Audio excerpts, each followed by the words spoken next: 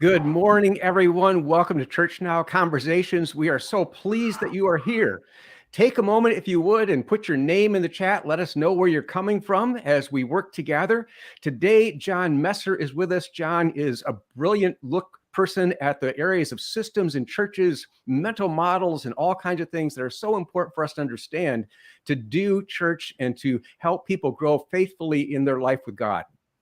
Also today, John has a book called Burnout or Breakout, and we want to make sure that you have an opportunity to get that book. And so if you put your name in the chat or you put a question in the chat later on, your name will be entered into our free drawing for 2 gift cards that will get you that book quick and easy. So please do that. As always, we are pleased to have our partners working with us, Center for Church Renewal, Pillar Church, Luminex, Healthy Church Discernment Process, Women's Transformation and Leadership from the RCA, Resonate Global Mission, and Women's Leadership in the CRCNA. And so thanks so much to all of those partners for joining us in this work together. But again, we are so pleased to have John with us today. And so John, welcome. Glad to have you here.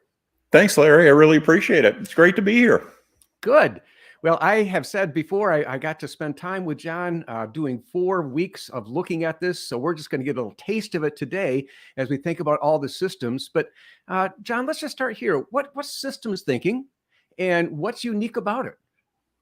Yeah, thanks. Well, Larry, to answer that question, I actually have to talk about what our default thinking mode is, and that's actually called linear thinking. And that is so common for us because it's what we are brought up in. And that is that we think in scientific terms or mathematical terms. So A plus B equals C. And we apply that to everything. That's linear thinking. The difference is that systems thinking recognizes that it isn't just A plus B plus C, but when we interact in a system, whatever decision, whatever choice, whatever policy we enact will affect the entire system. And so whatever we do, whatever we call B, that affects the whole equation. And so that's systems thinking, being able to see the whole thing and how it works together. That's great. And I can imagine that in church settings where so many different things are interacting, how important that is. But what do you see kind of as the value for church leaders as they look at systems thinking?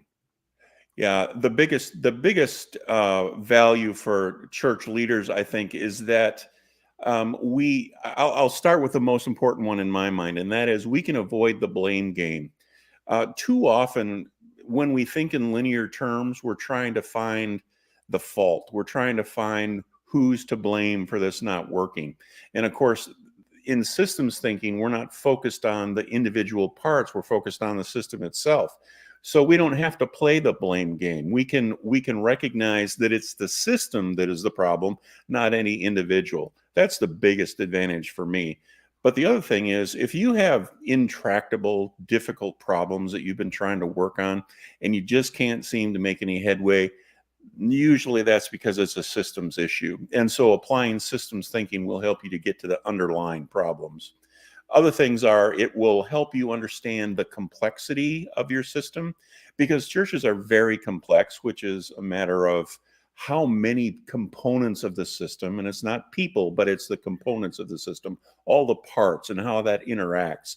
That creates the complexity. And of course, when you impact one thing, that impacts everything else, and that makes it even more complex. And so those are 3 of the biggies. It helps us then to understand why our system, why our church is behaving the way it is. And those are huge deals that we don't often think about. So, John, to kind of bring a little concreteness to that, can you think of a story or tell us a story of where you've seen systems, either working well or working poorly, and people went, "Oh my goodness, that's our problem, is the system." Yeah, absolutely. There are lots of stories, but let me talk about a common issue, and that is, I don't know if you've maybe heard from the past where youth pastors will turn over about every year and a half or 2 years. Well, normally that is because it is a systems issue. What they're trying to do is they're trying to address a church system with linear thinking. And so if the youth ministry isn't attracting enough youth, or it's not being big enough, or it's not attractive enough, what happens is, well, that means that's got to be the youth pastor. And so they blame the youth pastor, they fire him, bring in a new one. And the problem is nothing changes because the system is the same. You've heard maybe that church culture is so hard to change. Well, that's because church culture is a product of the system of the church. If you want to change it, you have to change the structure of the church. So those are a couple big ones. Other things are pastors who actually become the focus of an addiction in a church. There are problems in a church, and rather than dealing with those problems at the fundamental, most basic level and doing the difficult and painful work of changing the church system, we just expect that the pastor will deal with all those things, and we come to expect that, and we become dependent on the pastor, and that creates an addiction to the pastor to solve all of our problems, to heal all of the pain, to do all that work. And that, by the way, is a driving force in church ministry burnout. So, John, as I think about that a little bit, I know that we talk about things like mental models and those kind of things, and talk about the different kind of layers right within our systems. Right. And can you kind of talk about that a little bit? I'm not sure how many people are actually aware of what a mental model is, and Yeah. how we assume that this is if we just tweak this, we'll be okay. But actually, it runs like three levels down in that iceberg. Yes, exactly. Let me talk about the systems iceberg very quickly. The systems iceberg is a model that helps us think in systemic terms. So what we see at the top, what's visible, are the events that occur, and a lot of linear thinking tries to just deal at the level of events. Something happens, we react to that. That's linear thinking. The problem is every time we react, we're changing the whole system. And so to really understand how to make constructive long-term change, we have to go below the surface, below what is visible, to those things that aren't always visible. So what are the patterns and the trends? We can anticipate those things, but the events happen and are usually parts of patterns and trends. But beneath that are the underlying structures of the system. And we ask the questions of what's influenced the patterns that are happening? What are the relationships between the parts of the church that are creating those patterns? And you can design different structures. And as you change the structure of the church, you change the outcomes of the church, because every church is structured to produce the outcomes that you're getting. So if the outcomes that you're getting aren't what you want or what you anticipate, you don't find the person to blame, you change the structure of the church. But at the very core, at the very base, the foundational level of systems thinking is mental models. If you want to transform a system, we have to deal with mental models. And so a mental model is composed of our beliefs, our values, our assumptions, and those mental models are the things that keep your system in place. That's why you can change a person. You can get rid of a pastor and bring in a new one. You can get rid of a certain group of people, and the system stays the same. The culture, how we experience that, is how the culture stays the same, even though we change people. So if we want to change a system, the best and most important thing we can do is to surface our mental models and to see whether they are accurate, whether they're helpful, whether they're current, or whether we need to update those. So one of the things I think, sometimes giggle about at the denominational level is denominations believe that if they just restructure, everything will be okay. And Right. so we watch restructure after restructure. And my friends Right. from Evergreen have here, by structure, you mean much more than organizational chart, right? And Absolutely. so talk a little bit more about, and I've got questions about mental models. There's so many things we can go, but also Yeah. put your questions in the chat. But let's go back to that. By structure, you mean more than an org chart. Absolutely. That's an absolutely essential question to ask. And absolutely, it is much, much more than the org chart. When we say structure and systems thinking, we're talking about all of the relationships between the parts of the system, those that we see, those that we anticipate, and those that we don't. And the ones that really come back to get us are those that we don't understand, the ones that we don't see, because there are a lot of connections in a church that we didn't intend for, and we don't see them. I'll give you an example. A few years ago at the last church I served, we were trying to figure out why young women's discipleship wasn't working. We were trying to get them into multi-generational, intergenerational groups. It was not working, and we couldn't figure out why. We tried everything we could think of. We went through all of the systems material, couldn't figure it out. It just seemed to be an intractable problem. Well, accidentally, what I found was that there was a connection between the young women's discipleship groups and the kitchen committees, what was happening in the kitchen on Sunday mornings. There had been some negative occurrences in the kitchen, and the young women didn't want to participate in multi-generational, intergenerational groups with them because they had been hurt by what happened in the kitchen over months and months earlier. See, those are the connections that impact a system, and we have to find those. That's the importance of the interconnections.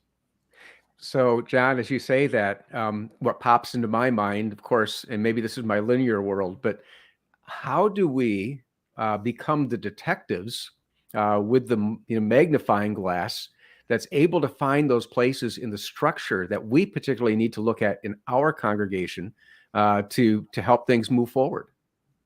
Yeah, good. Well, the number one thing is become a systems thinker. You work on learning the content of systems, but it's taking a systems approach to look at our system. First of all, to understand that it is a system and everything is interconnected. But secondly, the first tool I really recommend to use is the system iceberg, because a system iceberg helps you see from what's happening from an event down to the mental models. It requires that we think through that, but once we've done that, then we can use another tool called a connection circle. Let's say that we applied a connection circle to that to the young women's groups. Well, we can identify factors that are involved in that, and we can say, well, it's the busyness of young moms that are impacting this. It's a lack of programs. We could say that there are relational issues. And to make a long story short, what we do is we draw causal connections between all of the factors with lines. And one of the really cool things, I think, is that you can find probably the most important factor by looking at, of all of those factors that you have decided are important and they're connected, which one has the most lines going from it. And using that one tool, you can narrow down that, okay, actually what we're finding is that it's the relational factor that's the bigger issue, not lack of programs, not that they're overly busy. And so just by using the system tools, thinking in that system, in that orderly systemic way, really helps you to see the unseen.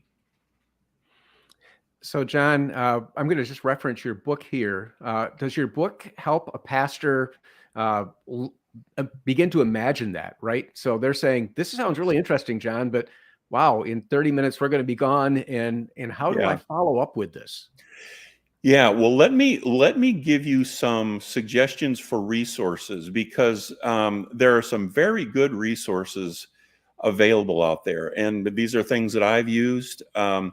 The first thing is there are multiple websites that are helping people with learning systems thinking, because outside of the church, systems thinking is growing as an understanding and a healthy way to improve workplaces and schools and hospitals and businesses.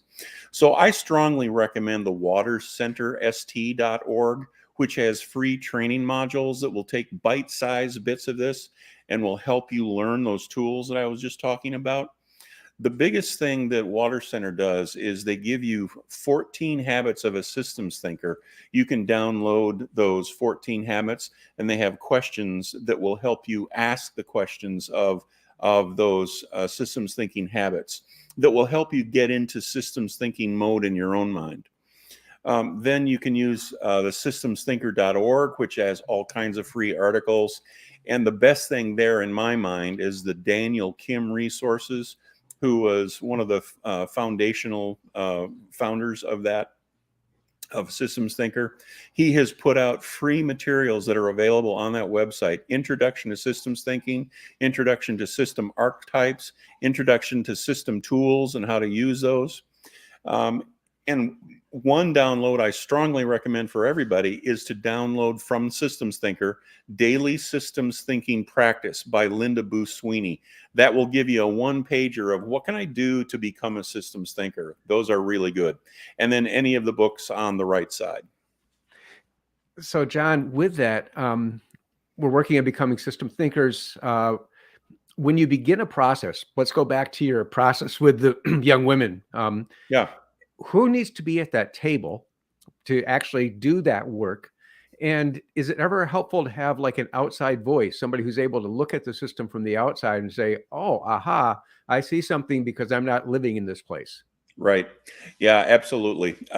One of the really important lessons we learn about systems thinking from Scripture is in Exodus 18, started with an E, Exodus 18 with Jethro and Moses and their interaction. And Jethro is actually acting as the first church consultant for Moses. He's looking at the system and the problems that are cropping up. He actually calls Moses' attention to what's going wrong, ask good questions, and make some recommendations. So yes, absolutely, there is value to having an outside voice, outside eyes on your system. Here's the issue. An outsider can see more clearly what's happening with your system, because once you're in the system, you become part of the system. And so it's harder for you to see objectively. But the only ones who can change the system are inside the system. So there does need to be that interaction between the outside observer and the internal leaders who can actually change the system. But both are necessary. So let's dive into mental models for a couple of moments here. Mental models are, if I'm going to say this and then you can correct me, but basically how we see the world. Yeah. And when we're working with people in our congregations, they assume that how they see the world is how other people see the world. Yep. And they assume that how they see the world is pretty much the correct way to see the world. And so it becomes difficult for them to imagine things differently. How do you help councils? How do you help pastors assist people to, if you will, uncover their mental models so they can look at them and say, oh, that's something that's true about me. It might not be true about somebody else, but I never really recognized. I thought this is just the way things are. Yeah, absolutely. Everybody has different mental models. In a church of 100 people, you've got 100 different mental models of what the church is, what the church is supposed to do, how the church works, pastoral ministry, what it is, what it's supposed to be, what they're supposed to do. So surfacing mental models is the crucial step in being able to make transformational change. I have found that the best way to do that is to engage people in relatively smaller groups, 8 to 10, of how does this work? Because ultimately a mental model is a map of how this works, whether it's huge or tiny or monumental issues like nuclear power or space travel, or small things like how I get dressed in the morning, or daily program, daily exercise. There are all kinds of mental models that we don't actively think about because that's the purpose of a mental model. So what we want to do is to try to surface those and asking how that works. For example, we have a church and we're struggling with outreach. The question that I would ask is then, well, tell me, what is outreach supposed to accomplish? And you'll start getting different mental models even when you start talking about what the outcome is supposed to be, because everyone has a different opinion. As you talk through that, you'll then find that there are other factors. What factors are affecting that? And you can list the factors down the side. But what you're doing as you're doing that is that you are surfacing people's mental models. And then you have the opportunity to talk about, well, is this actually a correct expectation? Or Are we dealing with false expectations that have been driven by linear thinking? Are we thinking that this should be easier? Are we thinking this should be a one-factor change when in fact there is a complexity to this whole thing, and we need to acknowledge that there are multiple factors impacting this? So talk it through. Just start conversations and ask people to share. How does that work? What should happen? What are the outcomes? And in doing that, you'll start to sense the mental models that they're operating with. And then when you talk about, should that be the way it is? What should change? Is there a better way to do this? Then you'll start giving them an opportunity to change their mental model. Because, of course, we can't change anyone else's mental model. They have to do it themselves. But by surfacing that and presenting alternatives or other ways, people will normally adapt and change to a better way of thinking. So, John, with that, I think as we talk, sometimes we imagine that the church is a bubble, and we're just working within that. And Gary here asked a really great question. He says, it seems that we are dealing with systems that extend beyond the local church, political affiliations, denominational decisions. How do we function well in these extended systems that are also impacting us? We could dive into that all over the place right now at the denominational level stuff, but there are systems that impact our systems that we don't have control over. Absolutely, and one of the key principles or characteristics of a system is that a system is always part of other systems, bigger systems, and systems are related. There is no such thing as an isolated system; otherwise, it's not a system. So the church system is related to the community, the culture, the government, the political environment. All of those things, as Gary says, exactly. The problem is we do not control them. So the question that we have to ask is this: how do we want to influence, or how do we want to relate to those other systems? Do we relate to those other systems? Are we impacting those systems currently? And do we want to? And then you would map out the outcomes that you're trying to accomplish. For example, we're living in a community that has a large homeless population. And we want to impact that homeless population, not by quick fixes, throwing up housing, for example, but we want to reduce homelessness by dealing with the real problem. And so we start listing factors that would be important for us to deal with when we see that problem.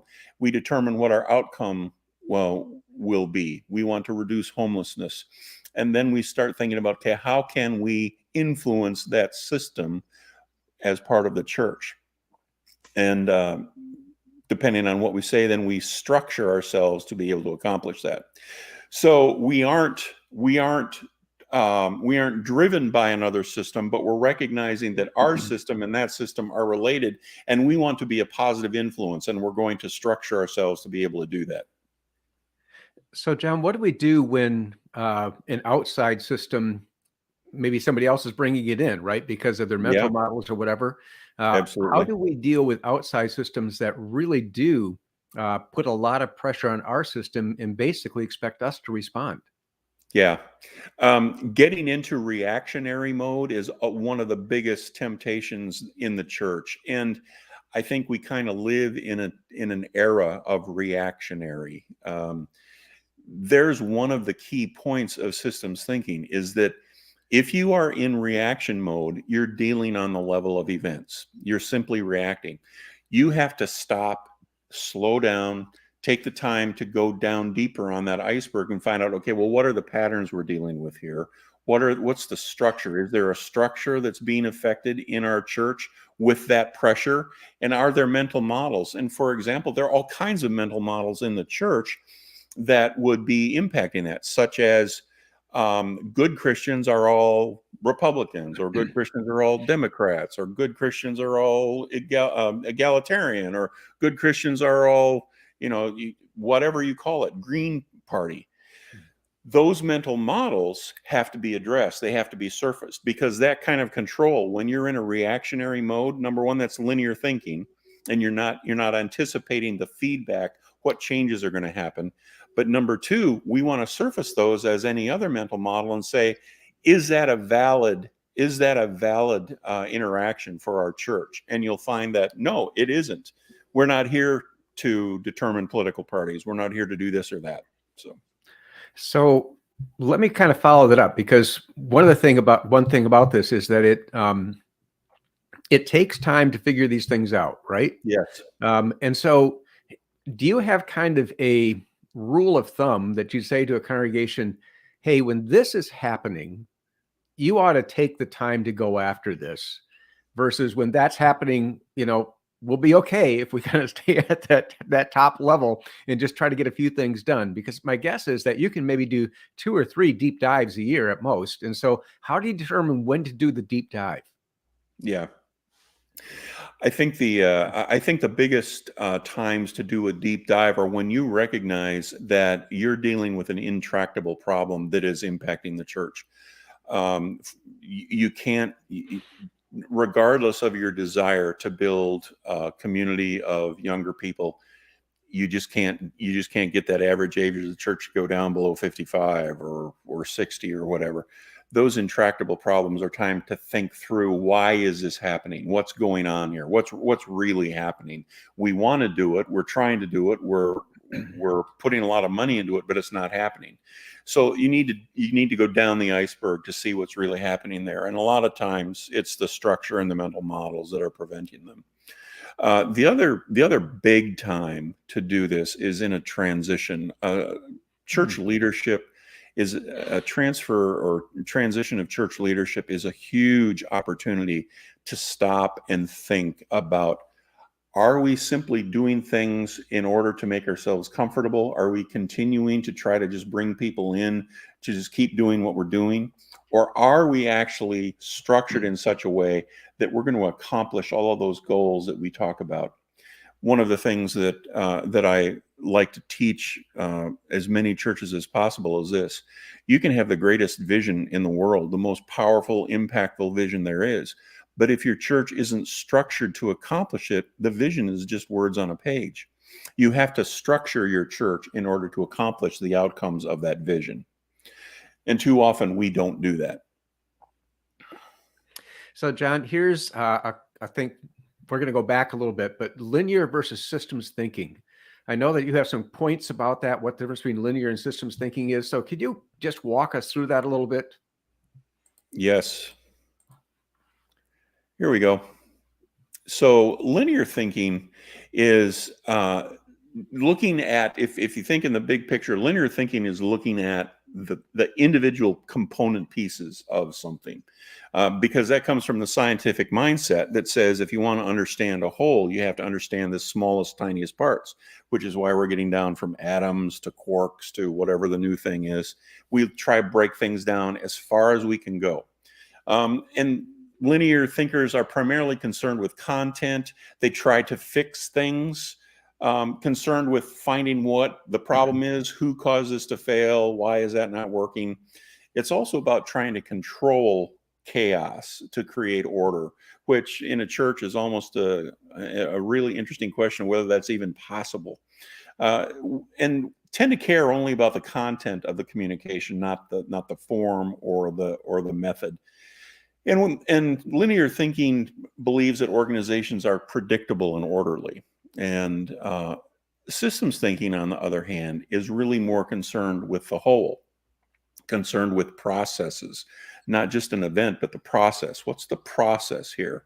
And always dealing with the underlying dynamics of a problem, of the symptoms, to get to the underlying problem. And we do that by identifying patterns. That's one of the keys. Find the pattern. What's the pattern?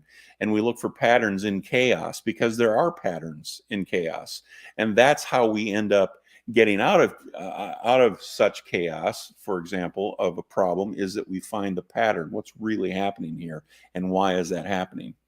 And systems thinkers care about content, but really they're more concerned about the interactions and the patterns of the communication, because communication is one of the most powerful interventions in a system. And then systems thinkers also don't see the system or the church as a predictable and orderly. They see it as unpredictable in a chaotic environment. And so we don't control it. We respond, we influence, we bring transformation. That's what we do.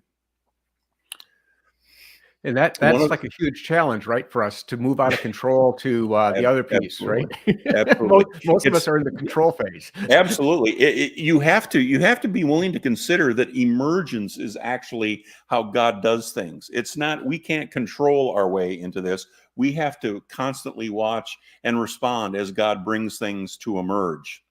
There's a question, Larry, about family systems and CPE, and that's a great question. Family systems, Bowen family systems theory, is one application of systems thinking. Organizational systems, which systems thinking that I talk about comes from system dynamics. Both of those are parallel developments from general systems theory. So there are a lot of correlations, but they are not identical. Family systems theory deals with emotional systems, relational systems, and focuses on individuals and their part in that system. Organizational systems thinking deals with the organizational system, period, and doesn't get down to the individual level. But the best way to lead a church is to do both organizational systems with an overlay of family systems. So Grace Fellowship has something interesting here. They say, we started down this path several years ago and it became never-ending navel gazing. How do you move from the introspection to the moving forward in innovation? Yeah. I can see that happening. And as a matter of fact, I've had a lot of people suggest that doing systems thinking is just navel gazing. Well, what happens if you end up in that never-ending loop is that you're not using the tools for the purpose that the tools are created for, because the tools of system thinking are designed specifically so that you can make interventions. The entire point of going down the system iceberg is so that you can get down to the level of structures and mental models and find the place where you can intervene to change the structure to alleviate that problem. So I would suggest that there is the possibility of navel gazing with systems thinking, but if you're doing that, you're not applying the tools in the way they're intended to be worked. And Daniel Kim, actually, on Systems Thinker, has a lot of really good articles on how to actually apply systems thinking to our organizational issues. Thanks. And Grace, if you want to follow that up with a second question, feel free to do that. John, one of the things that I think about when I think about system thinking is that as church leaders look at this and think about using it in their systems and so on, that there may be people out there who say, well, wait a minute, this feels something like from the business world or from somewhere out there. And, we're biblical people, right? And so is this really biblical? How do you have conversations as you work with congregations to help them not only use this tool, but if you will, feel good about using this tool because it has some good biblical roots?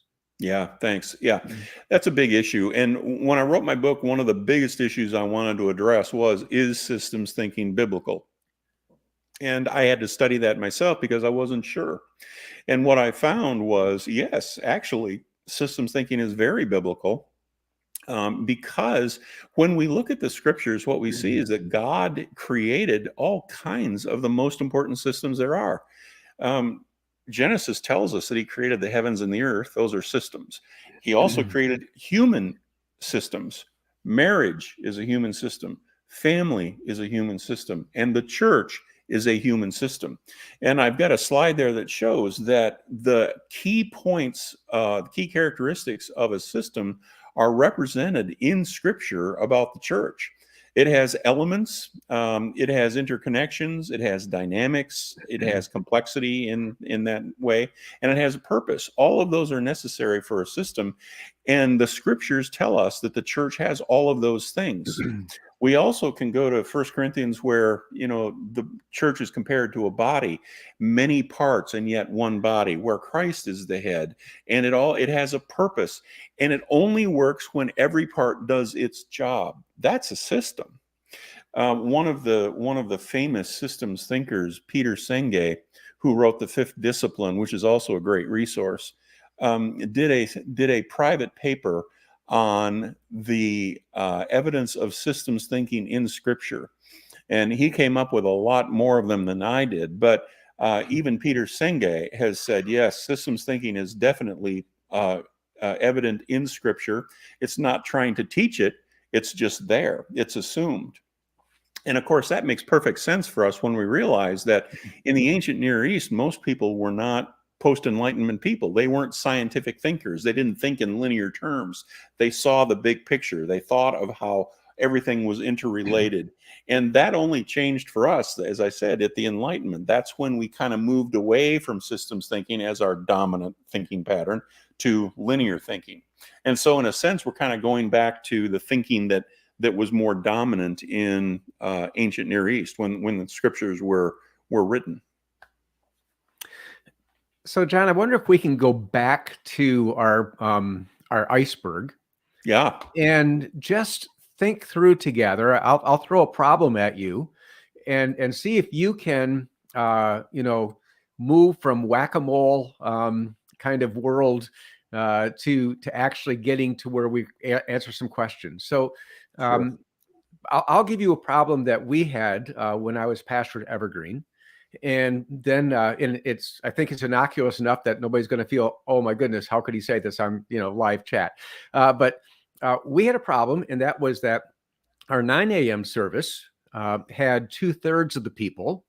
Our 11 o'clock service had 1/3 of the people, and we really wanted to get those services balanced out. And we talked about it and we thought about it. We never got it right. And so if we start at the top of the iceberg with what we see and then make our way down, how would you pursue that problem for a congregation that is just, it's a fairly probably an evident population. I'm part of another church now, and they've got the opposite problem. Their first service is small and their second service is large. But how would you go after that, answering that question? Okay. Let's give it a shot. Can you put yeah.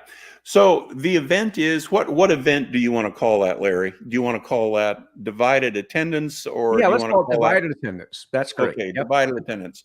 Well, what's the pattern? What pattern has been occurring there? You're seeing that I forget which service has 2/3 and one has 1/3. That's your pattern, and that's been happening for how long? About 3 years. Okay. Well, what was influencing those patterns? What has influenced that? For example, is the music different? Is the worship different? Is the teaching different? Preaching different? Is the worship service very different other than music? Or what about that? The services are supposed to be mirrors of each other. So Okay. all that is the same. Okay. And what are the different times? It was, I think, my Evergreen people they may remember better than I do, but I think it was 9 and 10:30. Okay. Which one was getting the 2/3 and what was getting the 1/3? 9 was getting 2/3 and 10:30 was getting 1/3. And is there an age difference in the services? Was one getting more of an older age? So we didn't have a very old congregation, but I would still Okay. say that the younger group came to the 9 o'clock. Okay. Okay. What are the relationship between the pastors and the church leaders, the consistory, and those two different worship services? Was one hyped more than another? Was one communicated more than another? What happened with leadership influence in the communication? I would say that most of our leadership came to the first service. I don't think they hyped it more or anything like that. I think what they would say is we kind of like being done by 10:30 in the morning and have the rest of the day. Okay. Well, you've just identified a mental model right there. You identified that you might want to pursue this, that the people who are coming to the early service are the ones who want to be done for the day. And so they're coming to the early service simply because of a chronological issue. They're not coming because of a satisfaction or dissatisfaction, anything like that. And that actually can be a place where you can then You can do some interviews, you could do some information gathering, but you go from there. And what you'll find in pursuing that is that you'll also find that you'll be surfacing more mental models, and you may find that there was an unknown or an unseen factor involved in this. And that's what you're really trying to get to, is what are the unseen things that we're not recognizing? And then you can go back to, okay, is that structure the way we intended to be, or is that something that we didn't intend? And that's causing this issue. Great. And my friends from Evergreen said the younger families were at the earlier service. The kids were already up for 2 hours. Thus, parents were up and wanted to get out of the house. Yeah, So, yeah. And having been there and now seeing grandkids with my kids, yep, I get that. Yeah. I get that. So my friend Carl is asking, how does this apply to conflict over worship style and musical content? Yeah. Worship wars, I'm sorry, I'm going to use that term. Worship wars is an issue where you can gather a lot of information. What will happen with this is you will want to recognize that you're trying to accomplish an outcome. That's the really important thing. And what outcome are we trying to accomplish? So if we're trying to accomplish a worship service that meets people across a spectrum where they are at, that we're not just very narrowly trying to reach a real narrow segment, but we're trying to create a worship services that catches people wherever they're at, you have to decide what that outcome is. Okay, narrow, broad, 3 hymns and a sermon, or more extended meditative contemplative time, more prayer. You have to decide what that is. At that point, then you want to examine, so are we actually going to lean into this and say that we want to accomplish that outcome? And if that is the case, then that will dictate to you that we have to create certain structures. For example, let me give you an example of what we tried to do at our last church. We had kind of a mini worship war going on. People who are complaining that we didn't sing the old hymns anymore, which had been true because we had adopted a more contemporary approach in our worship music, but we were trying to be more meditative and a little more contemplative for those who really are drawn to the more of a silence, relational sort of spirituality. So we tried to do a broader spectrum. What we found was we had to restructure some things, and so we brought in hymns, but we updated them a little bit. And so even though it wasn't true that we didn't do hymns at all, we did bring more in with updated styles and updated approaches, and at the same time we mixed in meditative, contemplative, thoughtful 20 seconds of this or 30 seconds of that. And so what it can do, if you think through it in a systems terms, it's not going to solve the emotional issue. That's family systems. But from an organizational systems perspective, you can see that if your structure is designed to accomplish a certain outcome, then you can be assured that that is what we want to do, and that's what we're going to commit to, and we'll just be willing to work with those to make tweaks and to make some adjustments to try to meet as many people as we can where they are.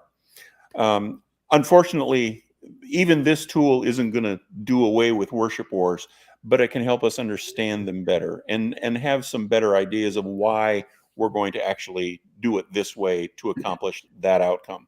The question that I ask most churches when we talk about worship wars is, why do you do your worship service? That's the question most churches have difficulty answering. So they've kind of followed it up. I think I'm following that up. I wonder, you said one of the really great things, right, about systems thinking is to avoid the blame game. Yeah. And what happens when we get to levels of mental models and people say, yes, that's my mental model, and there I stand. And I'm not right? changing it. Yeah. And somebody else says, well, this is my mental model, and there I stand. And then we've got ourselves a conflict at that level. How do we navigate that kind of conflict of kind of the basic ideas or basic beliefs that people have? And does there come a point at which we go, you know what, this simply is not going to work?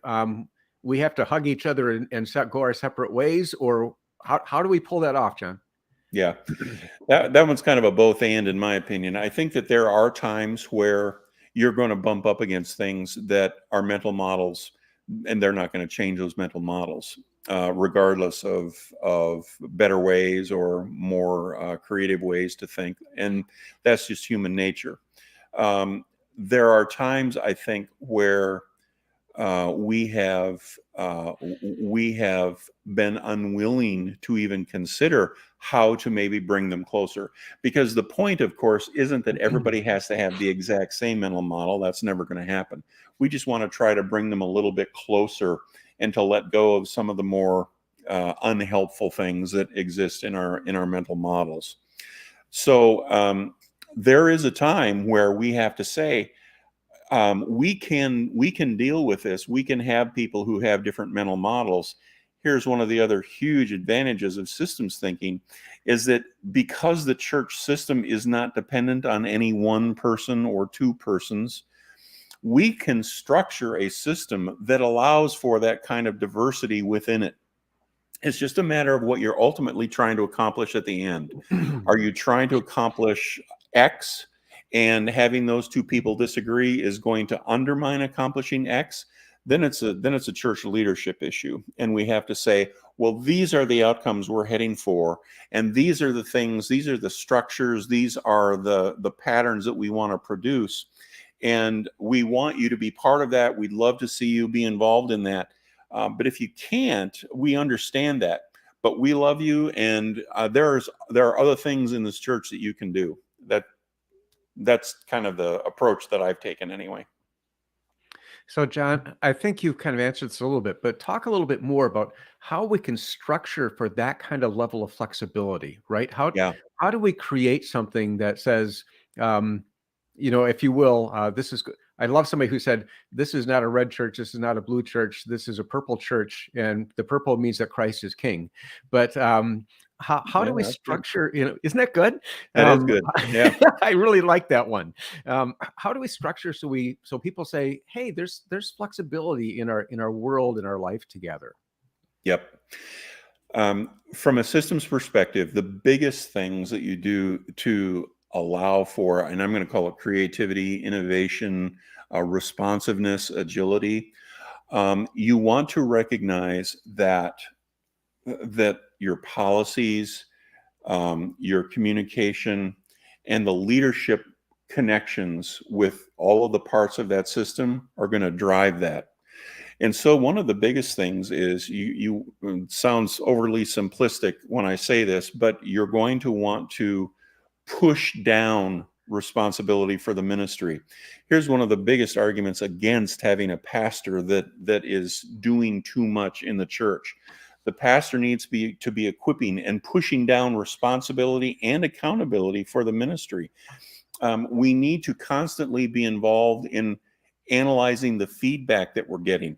What's working? In a sense, it's discerning, where is God working? What are we finding supernatural responses to? Or where are we seeing there be an interest in spiritual truth and the transcendent that we didn't expect? And being able to respond to that and pushing down resources and accountability there. So that's primarily a perspective, a mental model on how church leadership works. It's also a mental model on the primary role of the pastor as an equipping element, not a controlling or 24/7, 365 chaplain to everyone. And so it starts there. And then it also is involved in recognizing that the system has other subsystems. So within your church, you'll have a subsystem that is the administrative subsystem, the leadership subsystem, the discipleship subsystem, the equipping subsystem, the outreach subsystem. And the key component there is to check the connections between all of those, especially with the leadership, especially with the resourcing, to make sure that those are not trying to control chaos, but they're trying to understand the patterns and then feed those with appropriate resources and communication, encouragement, equipping, feedback, beneficial opportunities. That's how you do that. It's focusing on the connections between the parts and the quality of those connections. So, John, when we sent out the invitation for this talk, we talked about the importance of this system thinking for healthy pastors and, your book, Breakout Burnout, and those kind of things. And I think you're answering some of that with how you're viewing the pastorate, which for some is a mental model shift. Yes. And so if you are working with your leaders, your elders, your deacons, whatever, and you're saying, I'd like us to think more about this, how do you help your elders and deacons begin to shift their mental model so that the pastor is healthier and more whole in all of this? Yeah. That's a topic that's near and dear to my heart since I went through a burnout experience years and years ago. The biggest issue for me is that we need to pay more attention to how the system impacts the church leaders, and that includes staff, it includes elders, it includes deacons. I've seen elders burn out in church leadership as well. But I think that starts with opening communication and being able to be honest about the factors that are impacting the pastor's ability, mental health, spiritual health, all of those things. And another good way to do that is just using the tool that I've already talked about. But you start, how does this work? What are the expectations of a pastor?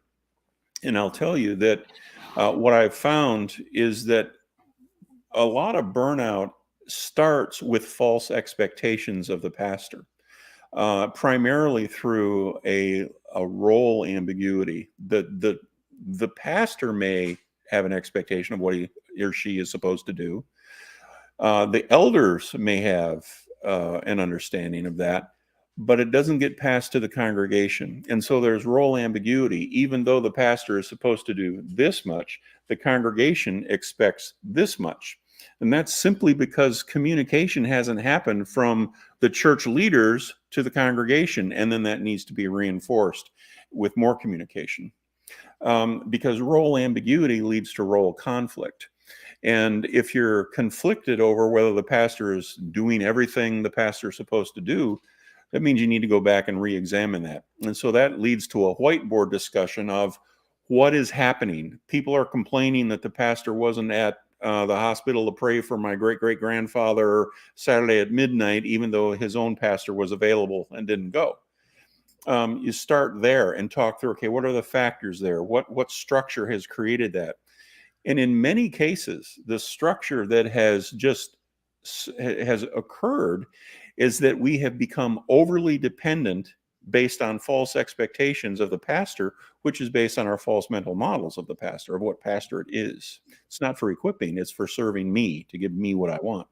And so you start that conversation, you identify the factors, and you list those factors and find what the causal relationships are. And you'll probably find that more often than not, it comes down to a lack of communication and a lack of being able to discuss openly and honestly what's really happening with the pastor.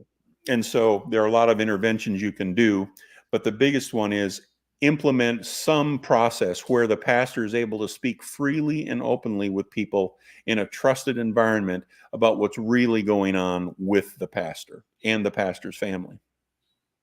Great, thanks. So here's one too. Any thoughts on conflict in terms of church finances? Specifically, there tends to be a split between the ministry, pastor leads, and the finance team. Pastor doesn't see details or lead. Yeah. Yep. Yeah, good. Actually, just reading that question, what I immediately think of is a system archetype. And a system archetype is a model that has been drawn out that is a common system behavior. Human systems have commonalities. We tend to behave in certain ways. And there is a system archetype that you can read all about and download from systemsthinker.com, or you can go through a learning module on watercenterst.org. And that is success to the successful. You have two competing goals. You have a common element, and that is successful ministry. Well, you have on the one hand the ministry that the pastor leads, and on the other hand, then you have the finance team and all of those things, and they're competing. And what happens is the one that tends to get the most resources is the one that people perceive or see or assume is the most successful. And that leads resources away from, or power or authority or whatever, from the one that tends to be neglected. That's very much a human system issue. And so if you look at success of the successful, the number one way of dealing with that type of a system is to find where you can join common goals. How can you bring those goals together to be interdependent rather than competing? Because that's what you've got a competing system. And success of the successful is that archetype that will help you examine that and be able to find some interventions that will undo it. So John, with that reminds me of something. I think you taught me this, but the idea of innovation in that kind of a system, because it does not have fast results, you've got to somehow structure so that innovation is okay without fast results. Right. So talk a little bit about that for a second, and we'll probably end up there. But yeah. Okay. One of the big issues in systems thinking, and when you're trying to model things, and it's called a causal loop diagram, where you have an element and the arrows, if you've seen those. One of the big issues that you deal with in systems is that even though our default mode of linear thinking thinks that results are instant and recognizable, there are a lot of things that take time to develop. We don't see results instantly, and so those are called delays. A lot of the important things in churches are slow to develop. For example, outreach. We would like to see 10 people come to Jesus this next year, and so we're going to focus and structure our church to do that. Well, the problem is that's really slow. You don't see instantaneous results, as opposed to we're going to start a new Bible study and we'll have 20 new people in a new Bible study, or we're going to start a new worship service. Those things have instantaneous results. You see it immediately. Well, guess which one is perceived to be better? It's the one that has the quicker results. So for church leaders, we have to recognize that innovation, creativity, making our way in an adaptive environment, which is where we are right now, the answers that worked 20 years ago don't work now. We're having to work our way through new things and learn as we go. The best way to do that is for leaders to understand that delays are part of how systems work, and we simply have to be committed to staying with it until it actually takes hold and we start to see the results. And so that's a matter of a leadership issue, and it actually happens that way in many churches. And if you recognize that this is working, we just don't see the results yet, and so we're going to stick with it, eventually you will get results that are far better than you ever intended. Super. Thanks, John. Thanks for being with us today. I always enjoy being with you and having a little conversation. It's been marvelous. I just want to mention that, again, John's book, Breakout or Burnout, or Burnout or Breakout, is available, and we'll post up here in a couple of moments, I'm pretty sure, the winners of today, if they're not already up, of our different thing. And next month, we are going to have our final conversation for this year with Mike Goheen and Tim Sheridan. Mike and Tim have written a book together on becoming a missional church. And they are always just really insightful and helpful in helping us see where we need to be going as congregations in this new time and in this new place. So again, thank you so much for everybody. And it was good to see you. And my Doug, you're coming all the way from Europe. Yay. So good to have you on the call with us. I didn't notice you were here until just now. So Carl Kamerad and Pastor Pete, you are winners, and we will get gift certificates out to you soon. And blessing to all of you on the rest of our day together.